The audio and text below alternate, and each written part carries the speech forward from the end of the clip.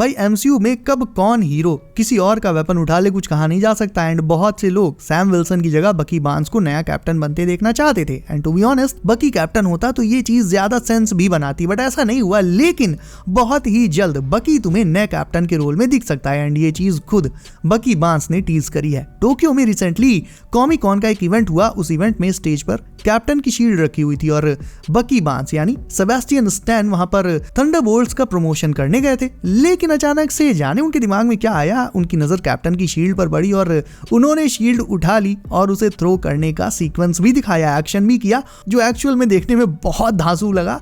And इसके बाद जब उन्होंने शील्ड वापस रखी तो पता उन्होंने क्या कहा?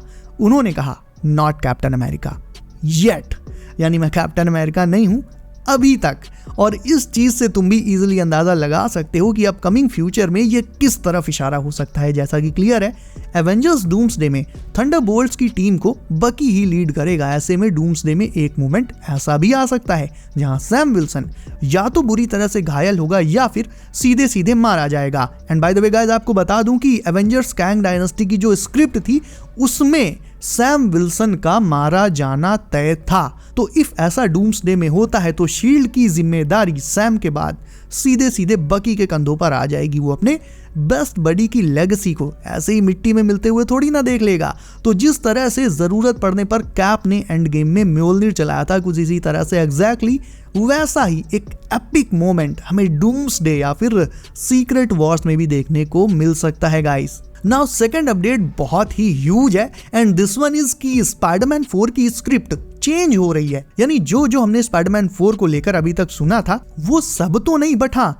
काफी सारी चीजें उनमें से चेंज कर दी जाएंगी। नए हीरोज आ सकते हैं, नए विलन्स आ सकते हैं, प्लॉट चेंज हो सकता है। But let me tell you कि डेयरडेविल अब एवेंजर्स डूम्सडे के लिए कंफर्म हो गया है। Yes, this one is 1000% confirmed news guys. ये रहा प्रूफ। एक्चुअल में चार्ली कॉक्स एके डेयरडेविल ये ऑस्ट्रेलिया में ट्रेन कर रहे हैं एवेंजर्स डूम्सडे में रोल करने के लिए। रिसेंटली इंस्टा पर उनकी ये पिक शेयर करी गई है और ये बताया गया है कि हाँ ये ट्रेनिंग उनकी एवेंजर्स डूम्सडे में डेयरडेविल के रोल के लिए ही है। अब देखो मैंने कहा था ना कि 2025 स्टार्ट होने दो, डूम्सडे को लेकर रोज नई नई अपडेट्स आएंगे और देखो भीड़ बढ़ने लगी। एंड यस, डूम्सडे एक मैसिव क्रॉसओवर मूवी होने वाली है जिसमें बहुत से हीरोज ऐसे भी होंगे जिन्हें बहुत कम स्क्रीन टाइम मिलेगा या फिर उनका सिर्फ एक सिंपल सा कुछ सेकंड्स का कैमियो होगा। मेन स्टोरी में ऐसा उनका कोई रोल नहीं रहेगा। बहुत से ऐसे हीरोज होंगे बट डेयरडेविल के साथ ऐसा नहीं है। डेयरडेविल का डूम्सडे में एक प्रॉपर रोल होने वाला है। वो डूम्सडे की स्टोरी में एक बहुत ही इंपॉर्टेंट पार्ट प्ले करने वाले हैं गाइस।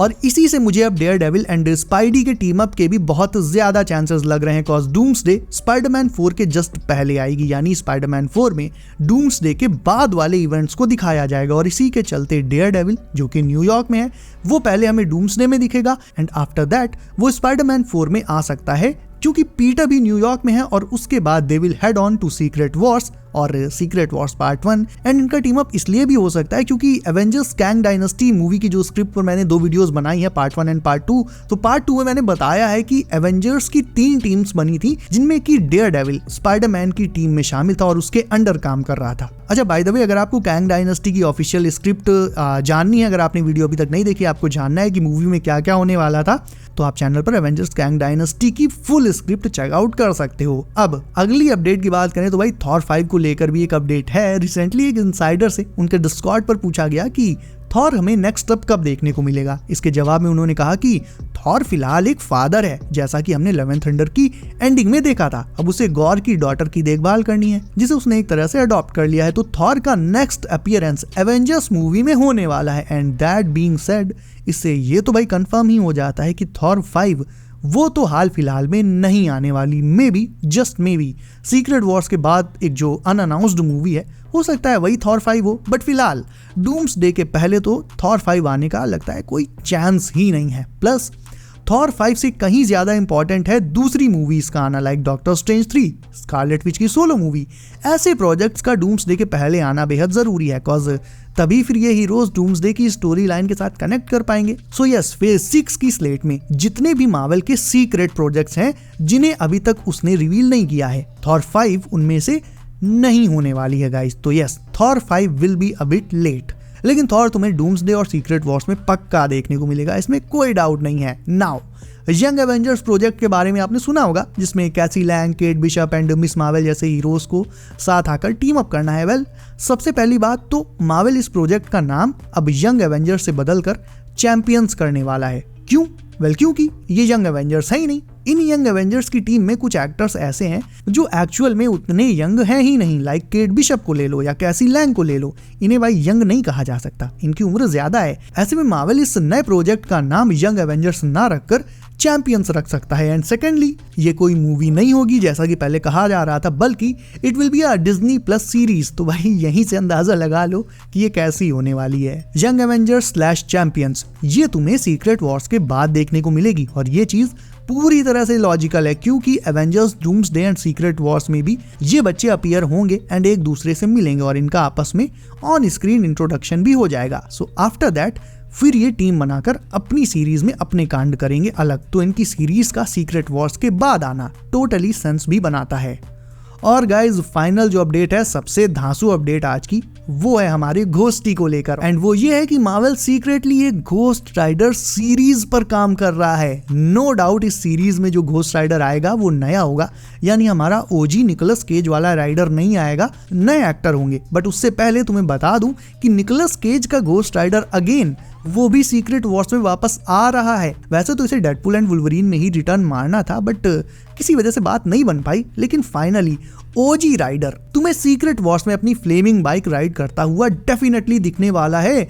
लग तो ऐसा रहा है गाइस कि ओजी राइडर अपने यूनिवर्स का, अपनी अर्थ का एंकर बीइंग हो सकता है। और उन लोगों को मेरी ये बात और अच्छे से समझ में आ जाएगी जिन्होंने मेरी एवेंजर्स कैंग डायनेस्टी का स्पेशली पार्ट 2 जो है वो देख रखा है, क्योंकि पहले जो एवेंजर्स कैंग डायनेस्टी आनी थी उसकी स्क्रिप्ट में कई सारे हीरोज थे जो कि अपनी अपनी अर्थ के एंकर बीइंग्स थे और घोस्ट राइडर उन्हीं हीरोज में से एक था। लेकिन जिस घोस्ट राइडर सीरीज की अभी मैं बात कर रहा हूँ, एक्चुअल में ये सीरीज मार्वल के रीबूट के बाद आएगी and most probably Midnight Sons के पहले आएगी, क्योंकि मिडनाइट सन्स जिसमें ब्लेड, मून नाइट और ऐसे जो mystical and dark anti heroes होने वाले हैं, उसमें हमारे नए घोस्ट राइडर को भी तो आना होगा। अब मून नाइट तो ऑलरेडी एमसीयू में आ चुका है, ब्लेड की सोलो मूवी आगे आनी ही आनी है। ऐसे में घोस्ट राइडर के लिए भी मार्वल एक सीरीज डेवलप कर रहा है। स्टिल आई थिंक इफ ये मूवी होती तो भाई ज्यादा मजा आता, बिकॉज यार घोस्ट राइडर कोई ऐसा कैरेक्टर नहीं है जिसे आप सीरीज में निपटा दो।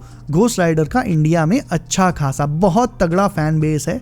सो थिएटर में इसे देखना भाई इतने टाइम बाद, इतने सालों बाद, काफी नेक्स्ट लेवल होता। बट कोई नहीं यार, let's see what happens. So guys, आपके जो भी थॉट्स हो इन सारी अपडेट्स को लेकर वो मुझे आप कमेंट करके बताओ। इसके अलावा वीडियो अच्छी लगी हो तो उसे लाइक कर लो, चैनल कर लो सब, ताकि आने वाली एमसीयू अपडेट्स आपसे कतई भी कभी भी मिस ना हो। सो गाइज, बी सेफ, अपना ख्याल रखिए आप। मेरा नाम है Himanshu and as always I will see you in next one दोस्तों।